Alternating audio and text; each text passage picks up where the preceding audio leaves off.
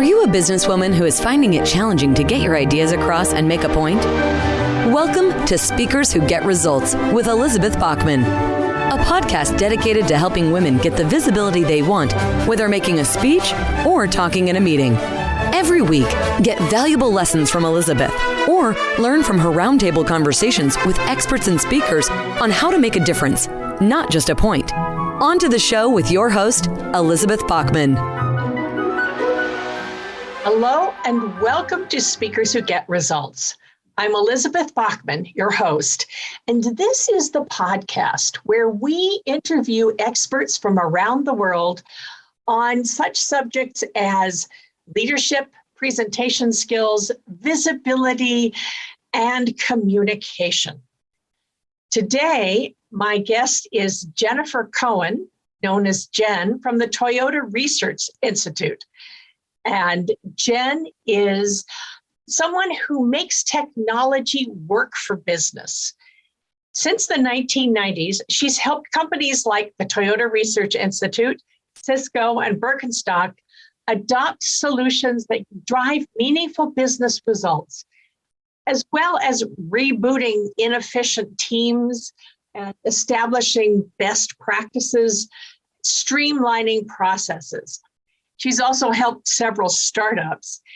But the thing I love about Jen is she cares as much about finding the right solutions for people that as she does about the technology, how to ease the fears of the users and to get them comfortable with new tools and systems. And although getting the technology and processes right is important, Jen believes that successfully making these changes comes down to one thing: the people. Her motto is, it's always about the people, and when we value each other and work together, we can accomplish amazing things. Jen Cohen has spoke a lot about why do projects fail? And it's usually because people aren't following the formula, or they're so excited about the technology, they forget about the people who are actually using the technology. So let's go on to the interview with Jen Cohen. Jen Cohen, welcome to Speakers Who Get Results. Hi, Elizabeth. Thank you for having me. I'm honored. Oh, well, it's just, I've been waiting to have you here, so I'm delighted to have you. Before we get started in why projects fail, let me ask you about your dream interview. If you could interview someone who's no longer around, who would it be? What would you ask them? And who should be listening? Well, actually, I would, my dream interview is somebody who is around, and that is Jen Cohen, one of the authors of the Phoenix Project, because he and his co-authors wrote a book as a novel about the things that weren't working with IT and systems. And it's actually a phenomenal novel that really puts into perspective the interconnectedness between our systems and our people, and the dangers of siloing, the dangers of too much work in progress. And so I would absolutely interview him, although he is still living, thankfully. Okay, great. And who should be listening? I think a number of people should be listening. For our international listeners and for those who are not living in in the tech world, what's DevOps? So I'll describe it this way. When I started my career, programming would happen in one group, deployment would happen in another group, support of the systems that the code would run on would happen in another group, and all of those groups weren't exactly talking. And there would be a lot of problems, and we've all experienced some big service that's gone down.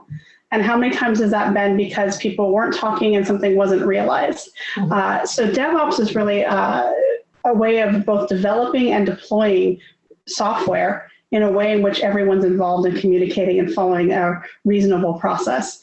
And so I think it's not new anymore, but I do think it actually can be spread to more than just systems. You can see this in many business processes where folks are siloed and not communicating and not working together towards an end goal, nominally working together, but not really working together. And I think DevOps was the kind of beginning of us looking at it from that perspective. And there's many more ways to look at that in many other areas. I love that. We talk about all sorts of things, technical and non-technical on this podcast. So I have a lot of people who are non-IT people who are listening, like me. I'm just a user. I'm just a poor ordinary user. I've heard you say that nobody wakes up in the morning saying, today I'm going to kill my project. So why do so many projects fail? Big question, I know. Yeah, and I wish I could give you a one-sentence answer to that, but I don't have a one sentence, but I do have kind of a formula for how to not have projects fail. I think there's a number of reasons, and I'll start with people see technology as shiny and as being able to solve all their problems. And I, as you mentioned, IT, like I've been in technology my whole career. I'm a geek to the core. I love technology. But I've learned over time that it doesn't solve all my problems. And I know, for instance, of a company that was in the footwear industry, and the president of the company worked with some consultants and found this great shiny new technology that was going to fix all of their problems. And this was their ERP, their enterprise resource planning system. And unfortunately, they didn't really hear the stakeholders saying this doesn't do orders or manage orders by size, something that's really important for a shoe wear company. And after they put it into production, they literally had to use Excel because they couldn't order shoes. They didn't know if they needed more of size 6 or more of size 12. And that's kind of a critical thing when you're a footwear company. So in that case, the tech was shiny and they didn't hear the people who had concerns. So what happened?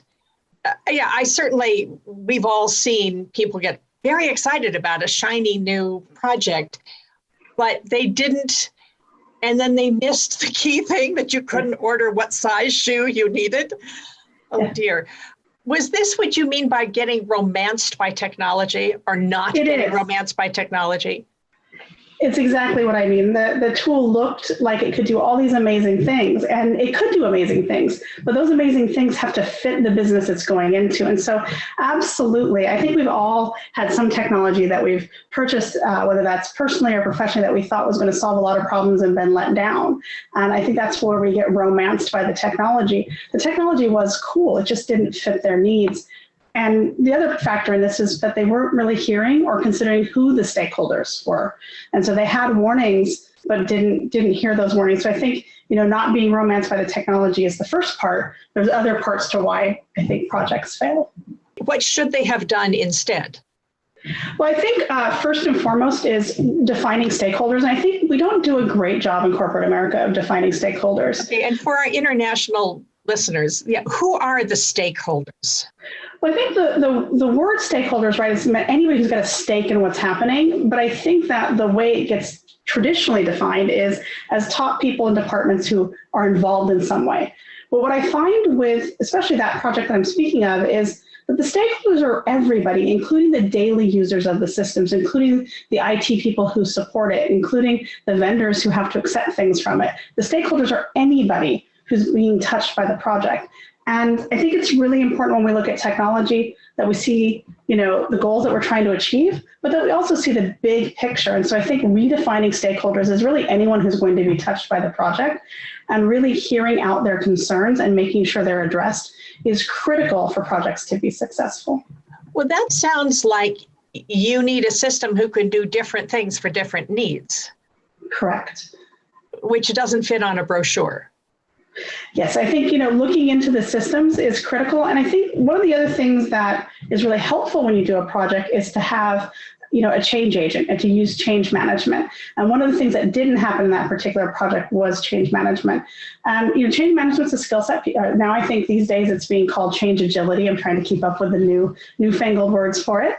And it's really having somebody who can go in and listen to the concerns, figure out what the requirements are. Instead of skipping to the what, the really cool, shiny tech, it's the why and the how. Why do we need to replace this system? How are we going to do that in a way that meets all of our needs, that lets us order shoes at the end of the day?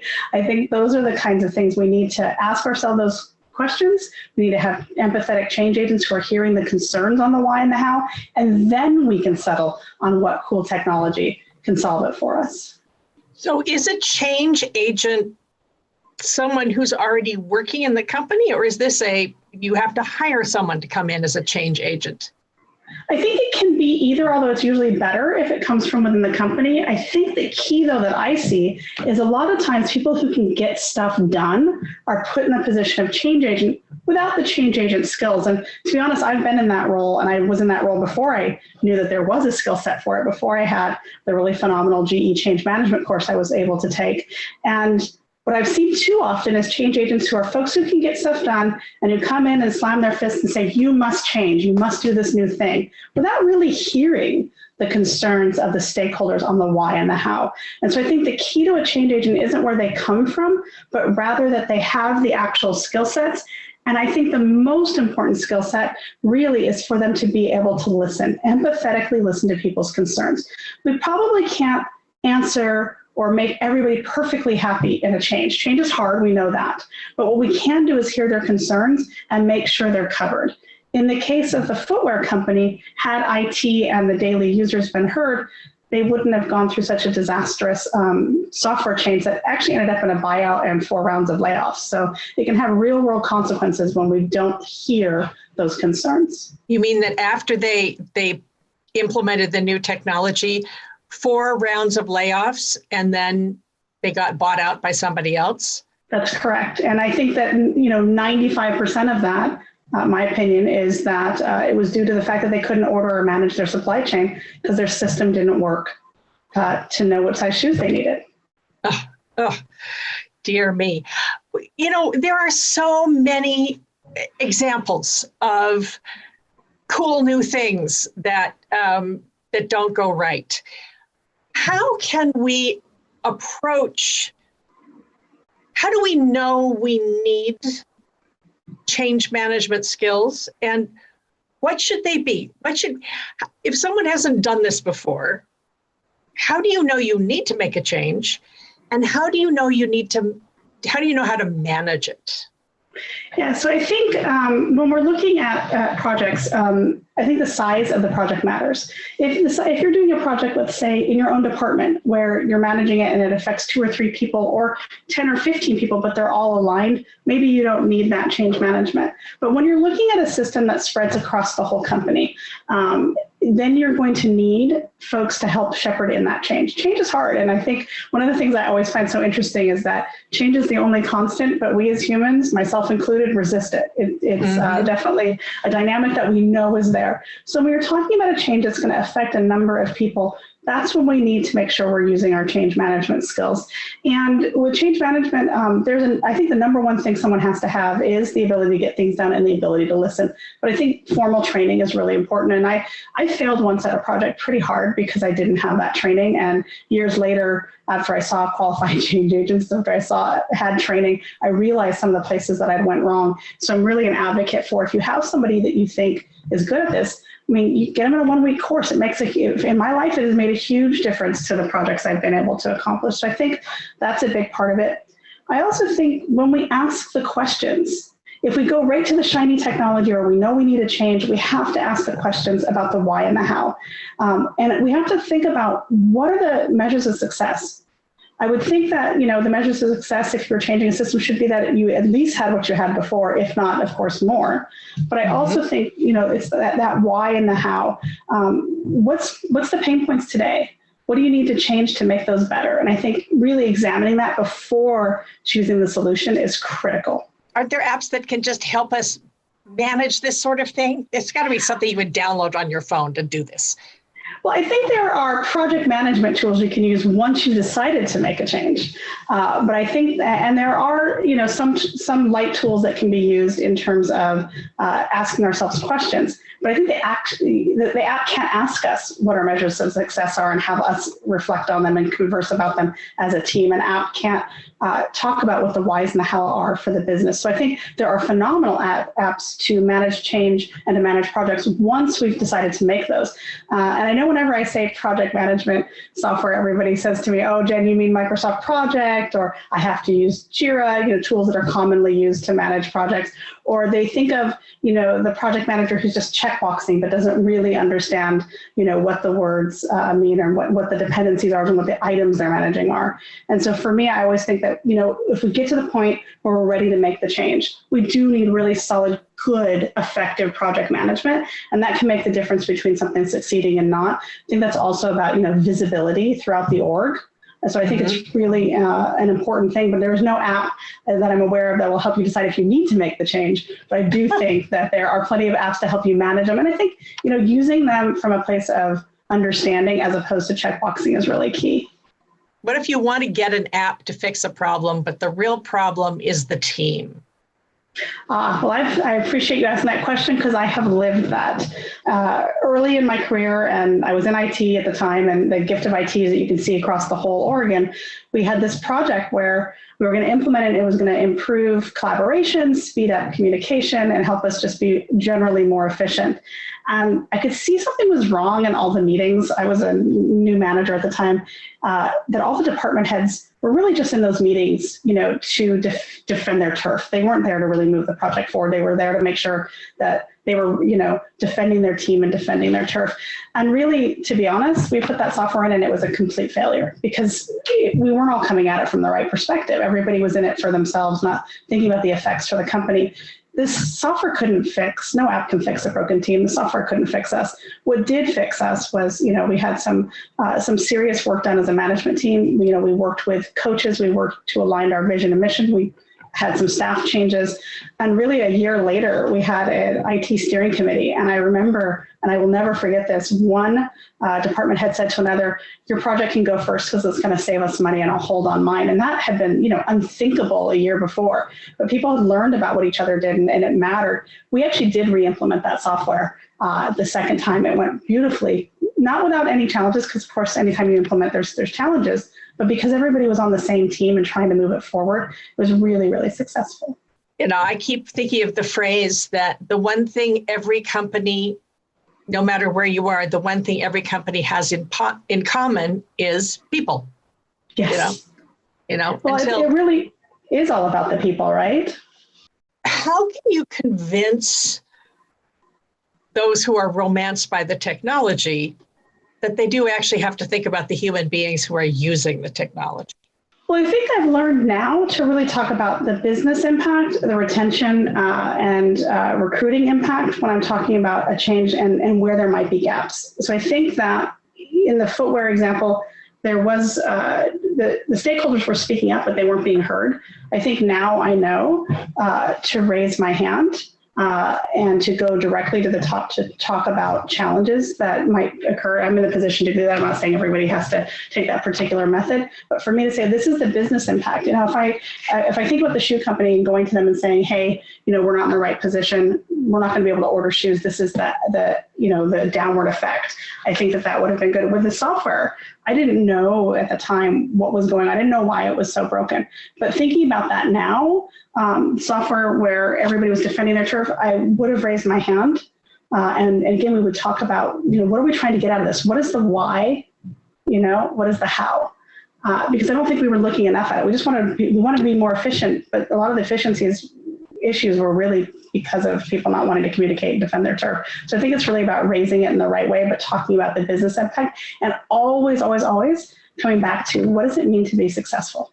So I think that's when somebody's investing millions in a system, what does it mean to be successful? Those measures of success are critical. And I think if you can bring it back to that, and it was a rambling answer, so I apologize, but I think that's how you get people, to where they need to be. I've heard you talk about what it means to be successful. What are the measures of success? What are we actually trying to do? I've heard you talk about formulas, following the formula. Yeah. You've got a formula to help us actually have a project work instead of, because mostly when projects fail, there tends to be really expensive, and not necessarily the people who implement it aren't necessarily the ones who pay, but except I guess in the footwear company, I would assume that the C-level lost their jobs when they got bought out, right? I think things did not go well there. I think, there is a formula for it. And I will say, if you go and Google technical projects that fail or IT projects that fail, there are stats. I stopped looking when the stats got back to 1996. So we've been tracking failure since 1996. And something like 50% of projects don't get done on time, on budget, like over a third fail. I think every one of your listeners, if I asked them if they knew about a failed technology implementation, could think of something, whether that is governmental or business. So we know it's out there, we know it's a problem. And I think that there are really a few keys to success.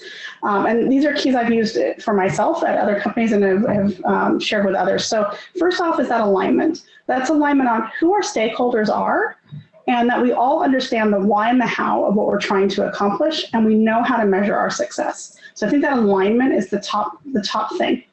Next down from that is really the empathy when we're hearing concerns. It can't just be, I think it's easy to see concerns as change resistance. And I'm not going to say there's not change resistance that's out there. Of course there is. But really listening with empathy, even if you can't solve everyone's problems, they're going to be more on board and bought in to help something succeed if they feel heard than if they feel shut down. So I think that empathy is really important. I also think empathy is important for the team that's implementing. Like if you're not all in it together, it's going to have problems. Next, as we talked about, I think having, supported and skilled change agents is really critical. And I'll also add, to have supported and skilled change agents isn't just on the change agents. It's also on the sponsors of the projects to be involved not just at the kickoff of the project and the launch of the tool, but be involved in really hearing stakeholders across the board throughout and making sure that change agent has what they need to be successful. By that, I mean, if the senior director says, great, we're going to do this, and Jen, you're responsible for making it happen, they need to stay around. Yeah, it can't be call me in 6 months and tell me it's done, because that's not going to succeed. They need to be involved as a sponsor throughout the project. And then finally, I would say, effective project management, not just checkboxing, but really using good project management tools and processes. And there's a number, I personally subscribe to the Agile approach, but there's other approaches. I think at the end of the day, having one and following it not from the perspective of checkboxing, but from the perspective of how does this impact the project? What are my dependencies? Measuring that success as we iterate and move along. I think those are really the keys to successful implementations. And I'll be honest with you, I know this formula, and I'm not going to tell you I haven't skipped steps. I absolutely have skipped steps. Sometimes on small projects where I could kind of get away with it. Sometimes because I don't want to wait for the project to be done. I wanted to rush things because, look, sometimes when we're using these software to solve a problem, we want to solve that problem as quickly as we can. But the fact is, for me, when I have done this in the past, I've burnt my hands. And as I've grown in my career, if I skip a step on a large project, it's not just my hands that get burnt, other people's hands get burnt with me. So I really try to remember and stick with these steps every time. And when I do, things go well. So I think that's why I think it's a successful formula for tech implementations, because when it's followed, things get done the way we want them to. I wish we could skip steps, but it just doesn't work. It's like alignment, empathy, support, and effective project management. Yeah. So I think actually that was the question I was going to ask you. You've just answered, which was, it's the human tendency to want to skip ahead. Yes. I think we know this. How do you keep yourself honest? I know you're very experienced, so maybe you just do this magically, but people like me, I like to skip steps, and it always comes around and burns my hand. Yeah. How do you keep yourself honest? How do you make sure that you don't skip something crucial?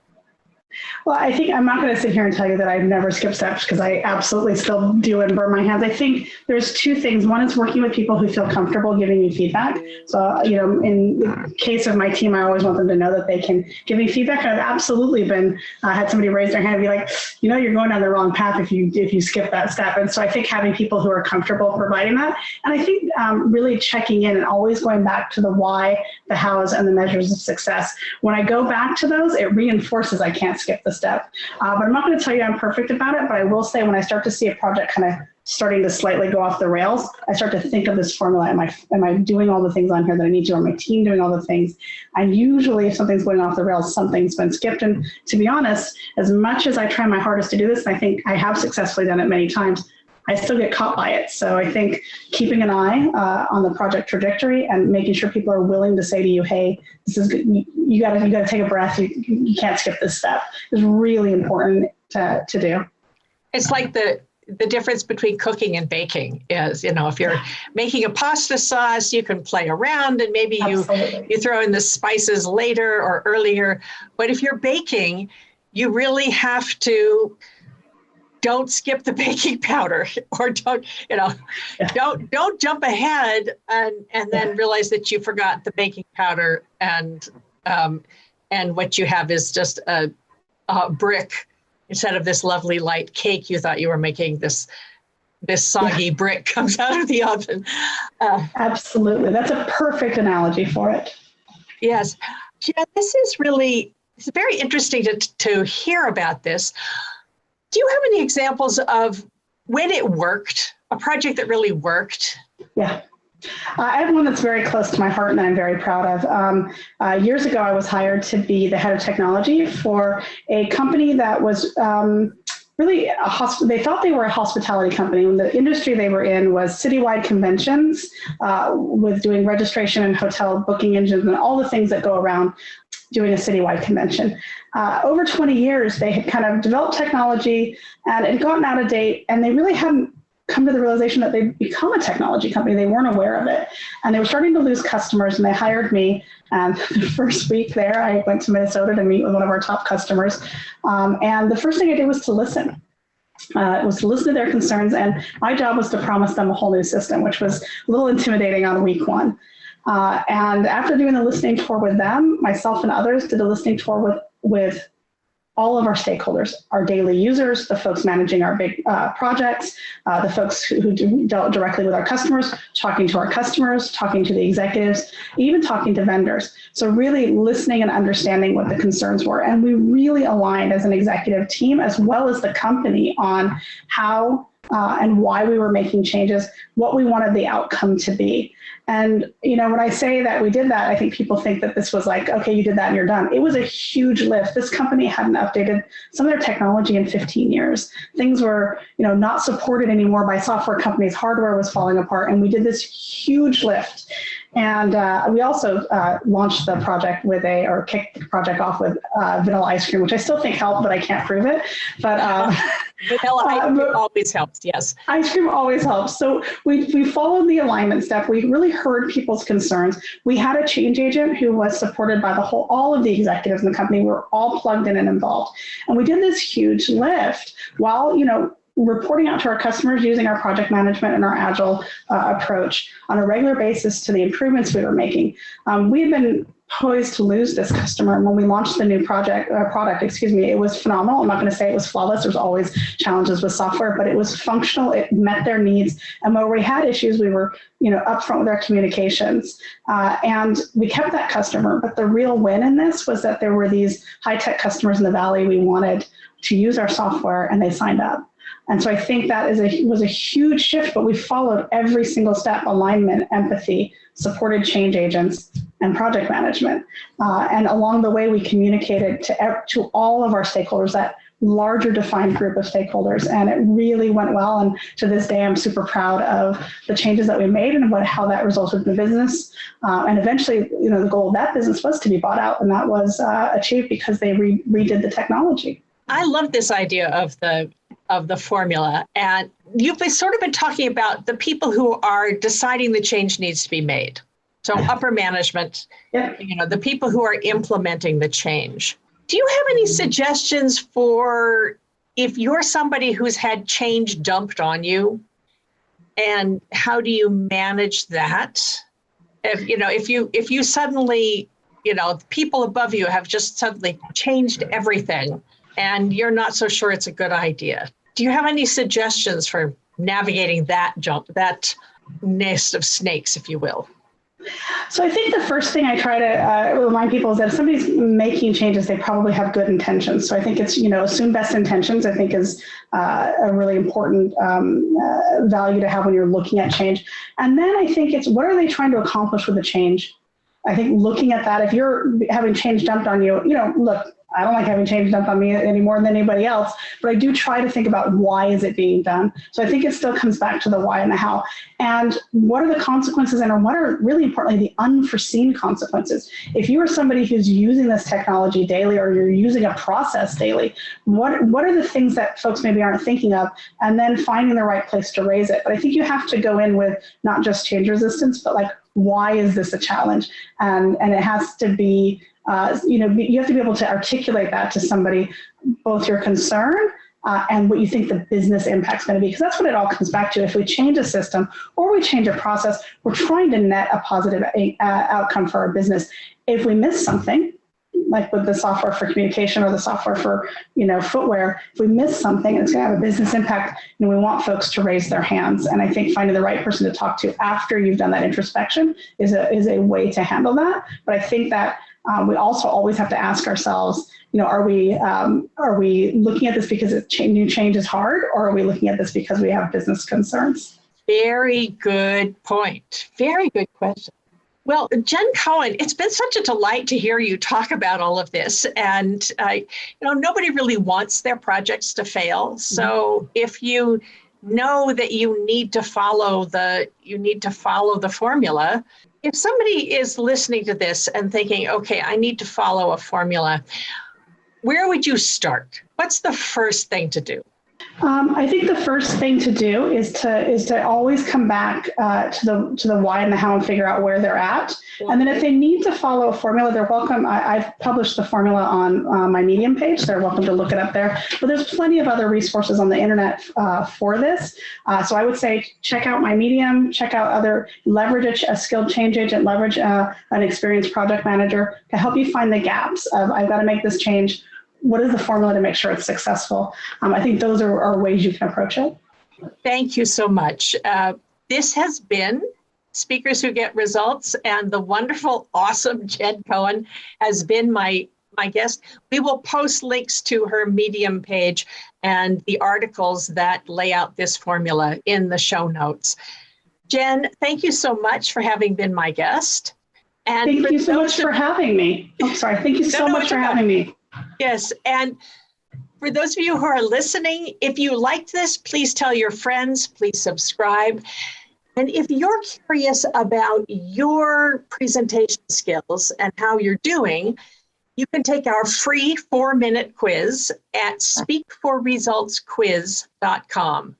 That's www.speakforresultsquiz.com.